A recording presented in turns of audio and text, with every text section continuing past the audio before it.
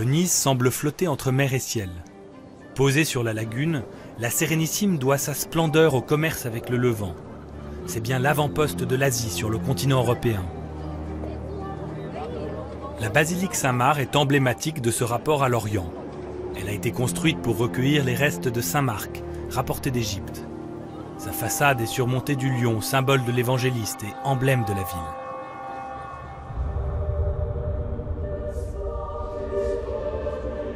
C'est la décoration intérieure de la nef qui souligne le lien direct de Venise à Constantinople. Elle est presque entièrement recouverte de mosaïques à feuilles d'or. Ces mosaïques exhibent les peuples avec qui commerce Venise. Arabes, Cappadociens, Juifs, Phrygiens, Asiatiques. Ce sont les peuples de la route de la soie. Saint Jean le Damascène, représenté enturbané comme un marchand turc, rappelle une époque où la frontière entre Orient et Occident n'était pas si tranchée. Où un Syrien, par exemple, pouvait être un père de l'Église, honoré dans une basilique catholique, bâtie au IXe siècle.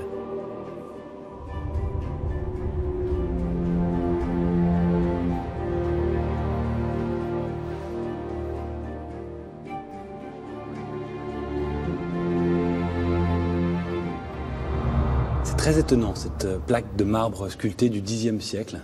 On y voit les symboles religieux de l'Occident et de l'Orient entremêlés.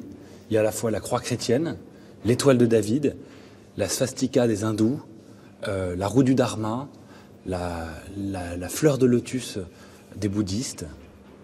C'est très mystérieux, c'est un bel exemple de dialogue des cultures.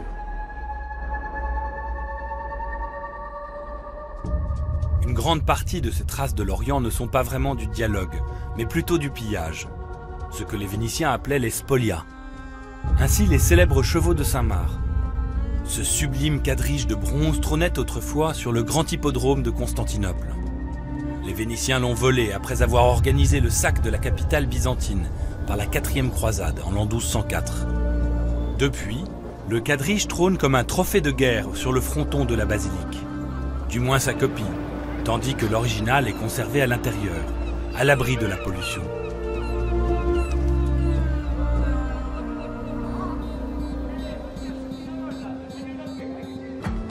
Dans le vieux quartier ouvrier de Canareggio, une fabrique de mosaïques a conservé l'art du verre et des couleurs, apprise des Byzantins. Derrière une porte discrète se cache une de ces cours et jardins secrets qui font le charme de Venise, de celles que dessine Hugo Pratt dans les aventures de Corto Maltese. La fabrique Orsoni restaure les mosaïques de Saint-Marc et de nombreuses autres basiliques de par le monde, explique son directeur, Luca Chiasura. Toujours avec cette technique si particulière héritée de Byzance, la mosaïque à feuilles d'or.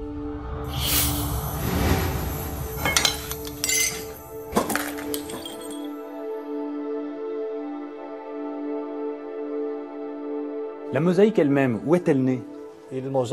La mosaïque, dans sa forme la plus moderne, a connu sa plus grande évolution pendant les périodes grecques et romaines. Pompéi est déjà un exemple très important de décoration antique. À Pompéi, on trouve déjà des tesselles en verre colorées par l'homme et finalement utilisées dans la production des mosaïques anciennes, parce que la nature n'offrait pas toutes les gammes chromatiques désirées.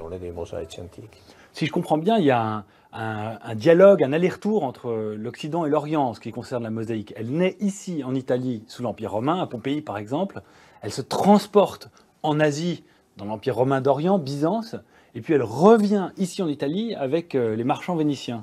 Il y a certainement eu des échanges. Il est vrai que l'Orient nous a apporté la mosaïque en verre. La mosaïque était produite par Constantinople avant qu'elle soit développée ici, à Venise, pendant notre période byzantine. Il est évident qu'il y a eu des échanges en ce qui concerne cette connaissance autour du verre, de l'Orient à l'Occident, puis de l'Occident à l'Orient.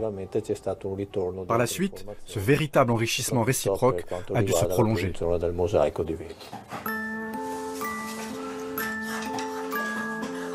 La mosaïque à feuilles d'or, comment la fabrique-t-on ? La fabrication de la feuille d'or, de la plaque d'or, suit la règle des canons antiques, byzantins et précédemment aussi romains.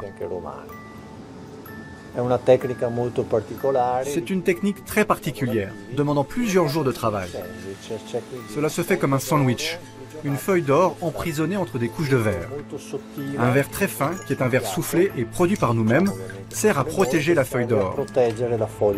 La feuille d'or est au centre et sur le fond, on fait une coulée de verre fondu et puis on assemble le tout.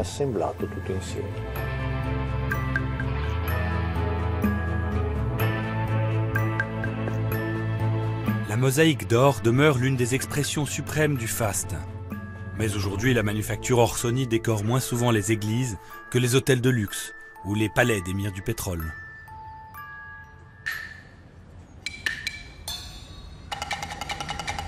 Au 5e siècle, c'est l'invasion d'Attila à la tête des Huns venus de la frontière chinoise qui poussa les habitants de la plaine du Pô à se réfugier dans la lagune de Venise. Au XIIIe siècle, ce sont finalement les marchands vénitiens qui vont redécouvrir la route vers la Chine, poussés par l'appât du gain et la soif d'aventure. C'est de cette maison qu'est parti en 1271 un jeune Vénitien de 16 ans pour un voyage le long de la route de la soie jusqu'à la Chine. Il s'appelait Marco Polo. Après plus de 20 ans d'absence, Marco Polo revient ici, dans cette maison, et il reprend sa vie d'avant. Puis, quelques années plus tard, il est fait prisonnier par les Génois, qui sont les grands rivaux de Venise. Dans sa cellule, il rédige ses souvenirs d'aventure le long de la route de la soie. Ça va devenir le livre des merveilles, Il Milione en italien, comme le nom de cette maison, un des plus grands best-sellers de l'histoire. Dicté par Marco Polo à un compagnon de cellule, le devisement du monde va alimenter tous les fantasmes sur les fabuleuses richesses de l'Orient et aiguillonner les explorateurs. Ce sera par exemple le livre de chevet de Christophe Colomb.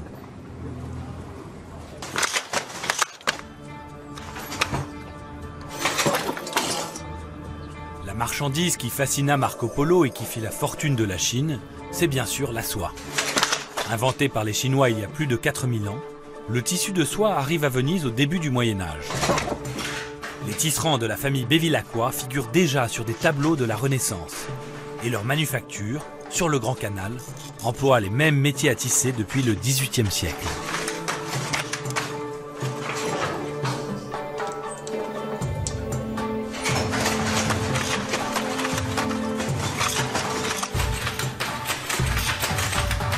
De quand date le tissage des brocarts et de la soie à Venise ? À Venise, la production de velours et de brocart a commencé au XIVe siècle, c'est-à-dire vers 1300.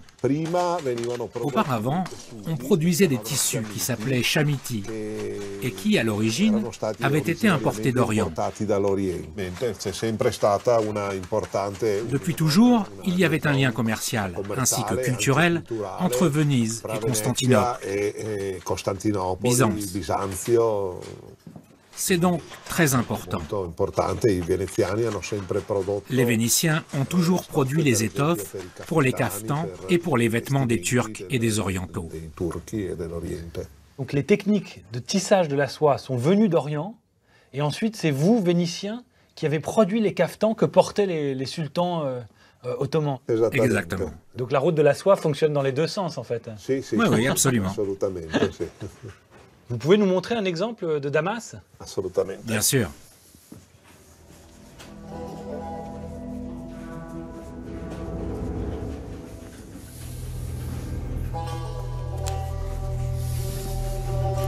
D'accord. Donc originellement, ça venait de la ville de Damas sur la route de la soie. Oui, De Syrie. Tout est en soie ? Tout est en soie, 100% soie. Et les fameux brocarts si précieux au Moyen-Âge, à l'époque de Marco Polo, vous pouvez nous en montrer un exemple ? Bien sûr. Ceci, par exemple, c'est un brocart, fait avec de la soie et du métal. Le brocart est un tissu particulier. Le brocart de soie rehaussé d'argent. D'argent, mais aussi de l'or que l'on met parfois. C'est probablement le plus riche des tissus.